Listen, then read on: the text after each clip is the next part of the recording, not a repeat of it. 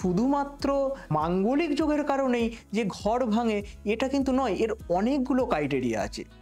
প্রথমত আগে আমাকে ফোর্থ হাউস দেখতে হবে। ফোর্থ হচ্ছে, আমি ধরে নিলাম আচ্ছা কর্কট লগ্ন, ঠিক আছে, কর্কট লগ্নের চতুর্থ হচ্ছে কে, হয়তো সেটা তুলা, তুলার অধিপতিকে শুক্র, সেই শুক্র কোথায় অবস্থান করছে এটা দেখতে হবে, সে কোন নক্ষত্রে অবস্থান করছে এটা দেখতে হবে। অনেকে দেখবে হয়তো দুটো তিনটে চারটে বিবাহ হচ্ছে, বারবার ডিভোর্স হচ্ছে।